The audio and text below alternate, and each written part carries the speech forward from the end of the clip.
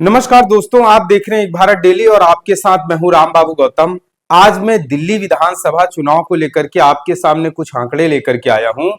Bahujan Samaj party जिसने कि दिल्ली में शानदार दस्तक दी थी और उसके बाद आखिर ऐसा क्या हुआ कि बहुजन समाज पार्टी दिल्ली के चुनाव की मुख्य धारा से दूर होती चली गई। लेकिन आज मैं आपको आंकड़े के साथ बताऊंगा कि एक समय दिल्ली में ऐसा आ गया था जब दिल्ली के करीब 16% वोट पर बसपा ने अकेले अपने दम पर कब्जा कर लिया था और लोग ये कहने लगे थे कि अब बीजेपी कांग्रेस नहीं, अगली जो सरकार दिल्ली में बनेगी वो बहुजन समाज पार्टी की बनेगी। बहुजन समाज पार्टी दिल्ली में सरकार बनाएगी। तो 1993 से दिल्ली में विधिवत रूप से आप यूं कहिए कि 1993 से दिल्ली में विधानसभा चुनाव की शुरुआत होती है और 1993 में जब बहुजन समाज पार्टी पहली बार अपने दम पर अकेले चुनाव मैदान में उतरती है तो उसको पहली ही बार में 1993 में 2% वोटों के साथ बहुजन समाज पार्टी दिल्ली विधानसभा चुनाव में शानदार दस्तक देती है। 1993 के बाद जो अगला चुनाव आता है वो आता है 1998 का। बहुजन समाज पार्टी फिर शानदार प्रदर्शन करती है। 1998 के बाद 2003 आता है, 2008 आता है और 2008 में बहुजन समाज पार्टी जो है दिल्ली के करीब 15 से 16% वोट पर कब्जा कर चुकी होती है।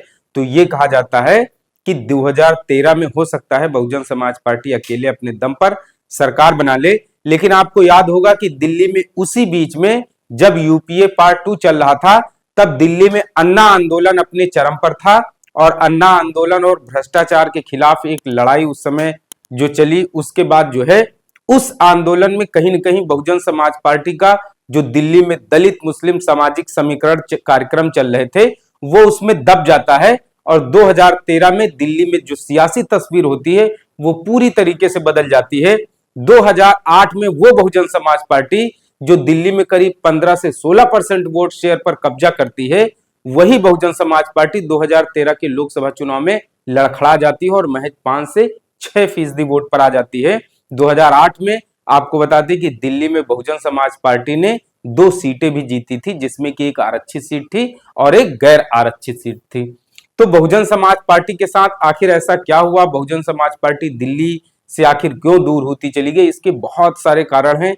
8 और 10 मिनट के वीडियो में यह बता पाना संभव नहीं है। फिलहाल खबर यह है कि दिल्ली में जो है इस बार विधानसभा को चुनाव है और फरवरी के आसपास जो है वो वोट डाले जाएंगे और आम आदमी पार्टी ने जो है अपनी 3 लिस्टें जो है प्रत्याशियों की 3 सूचियां जारी कर दी है और इसके साथ साथ जो है वो कांग्रेस पार्टी ने भी एक लिस्ट जारी कर दी है। अब इस बहुजन समाज पार्टी की भी लिस्ट आने वाली है। बहुजन समाज पार्टी और कांग्रेस और आम आदमी पार्टी की तीनों की एक साथ इसलिए चर्चा कर रहा हूं क्योंकि कांग्रेस पार्टी में और आम आदमी पार्टी में है गठबंधन और दोनों इंडिया गठबंधन का हिस्सा हैं। हरियाणा में जब कांग्रेस ने इंडिया गठबंधन का हिस्सा होते हुए भी केजरीवाल को भाव नहीं दिया तो वही हाल केजरीवाल ने भी कांग्रेस के साथ जस के तस जैसा किया है। दिल्ली में भी कांग्रेस कहती रह गई, लेकिन अरविंद केजरीवाल ने कहा दिल्ली में उनकी पार्टी का बहुत शानदार जनाधार है, इसलिए वो कांग्रेस से गठबंधन नहीं करेंगे। अब कांग्रेस भी चाहती है, क्योंकि कांग्रेस को जो है सत्ता गंवाए हुए 2013 से करीब 11 साल का लंबा गैप हो चुका है, इसलिए कांग्रेस भी दिल्ली में सरकार बनाने के लिए बेताब है। तो बहुत सारी ऐसी चीजें हैं। अब खबरें ये आ रही हैं कि हो सकता है कांग्रेस और बहुजन समाज पार्टी के बीच में कोई केमिस्ट्री बन जाए, कांग्रेस और बहुजन समाज पार्टी के बीच में हो सकता कोई गठबंधन हो जाए। क्योंकि इस गठबंधन की शुभबुगाहट इसलिए भी हो रही है क्योंकि अभी 9 दिसंबर को जब सोनिया गांधी का जन्मदिन था, सोनिया गांधी के बर्थडे पर मायावती ने उनको जो है वो बर्थडे संदेश भी भेजा था, उनको जो है हैप्पी बर्थडे, उनको जो है शुभकामनाएं भेजी थी। तो अभी दिल्ली का विधानसभा चुनाव इस बार का जो है बीजेपी अलग चुनाव लड़ेगी, उसका किसी से गठबंधन नहीं है। हालांकि पिछली बार उसने जेडीयू और शिरोमणि अकाली दल से गठबंधन किया था, लेकिन इस बार बीजेपी जो है हो सकता है फिर से गठबंधन के वो साथी रहे। लेकिन मेन लड़ाई जो है दिल्ली में होनी है वो कांग्रेस, मेन लड़ाई जो दिल्ली में होनी है वो आम आदमी पार्टी से होनी है। और उसके अलावा आम आदमी पार्टी के खिलाफ कौन मजबूत रहेगा, कांग्रेस और बसपा गठबंधन करके आती हैं या फिर भारतीय जनता पार्टी से उसका मुख्य मुकाबला होगा। क्योंकि ये तो तय है कि अगर बहुजन समाज पार्टी आज की तारीख में अकेले बिना गठबंधन के चुनाव मैदान में उतरती है तो उसे बहुत अच्छी सफलता नहीं मिलेगी। 2 से 3%, 4%, 5% जो भी उसका वोट बैंक है, जो कोर वोटर है, वो बसपा को मिल सकता है, या फिर बहुजन समाज पार्टी की तरफ से कोई बहुत खास रणनीति बनाई जाए जिसका कि चुनाव में काफी व्यापक असर हो, आकाश आनंद खुद आकर के लीड करें। बहुत सारी ऐसी चीजें हैं जो इस बार दिल्ली में विधानसभा के चुनाव को प्रभावित करेंगी।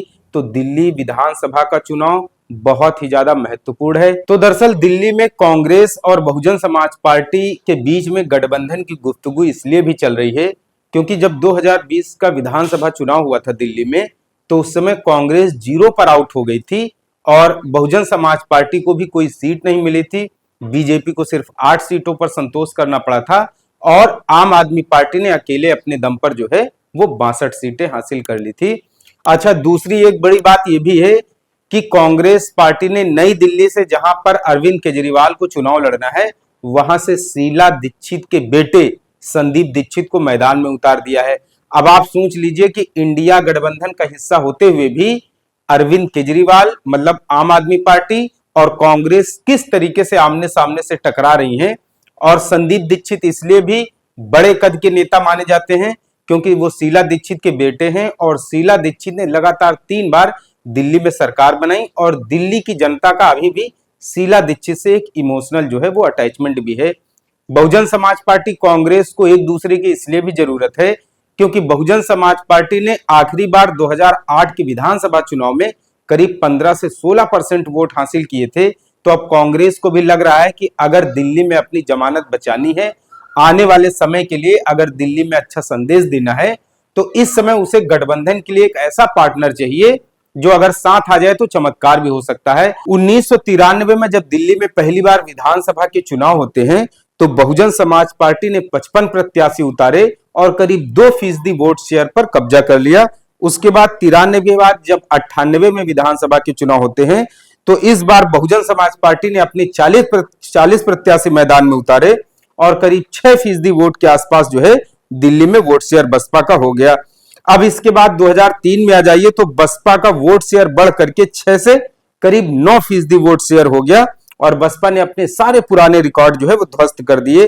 अब जब 2008 में आ जाइए, 2008 में बहुजन समाज पार्टी ने सबको चौंका दिया और बहुजन समाज पार्टी ने 2 सीटें भी जीती।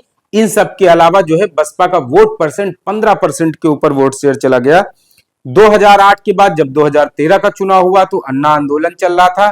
बसपा का दलित मुस्लिम गठजोड़ जो है वो खराब हो गया और उसमें बसपा को सीधे 15% से आके 5.5% पे आकर के बसपा सिमट गई और 69 सीटों पर बसपा ने इस बार प्रत्याशी उतारे थे।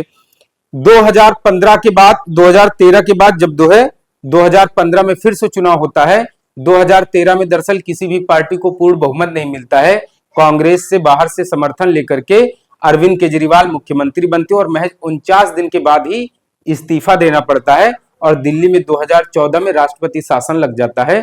उसके बाद 2015 में फिर से चुनाव होते हैं तो आम आदमी पार्टी जो है वो प्रचंड जीत दर्ज करती है। बीजेपी और कांग्रेस को बहुत भयंकर नुकसान होता है। आम आदमी पार्टी अकेले 67 सीटों पर कब्जा कर लेती है। 2015 के बाद जब 2020 में विधानसभा चुनाव होते हैं तो बसपा का वोट परसेंट करीब 1% के आसपास आ जाता है और बसपा को कोई भी सीट नहीं मिलती है। तो बहुजन समाज पार्टी को भी अब गठबंधन के एक सहयोगी को जरूरत है। कांग्रेस को भी दिल्ली में जो है अपना पुराना रुतबा हासिल करना है, पुरानी खोई हुई सत्ता हासिल करने की उसके सामने चुनौती है। तो बसपा और कांग्रेस को दोनों को एक दूसरे की जरूरत है। दिल्ली में 2011 की जनगणना के मुताबिक करीब 2 करोड़ के आसपास दिल्ली की आबादी है। उसमें से अकेले 35 लाख के आसपास करीब दलित वोटर हैं और दिल्ली में 70 विधानसभा सीटों में से 12 जो है वो आरक्षित सीटें हैं, जिसमें की 2008 के चुनाव में बसपा 2 सीटों पर जीती हुई थी चुनाव। तो इस बार बसपा के सामने चुनौती है। इस चुनौती से पार पाने के लिए बसपा को अपने पुराने नेताओं की फौज को मैदान में लगाना पड़ेगा।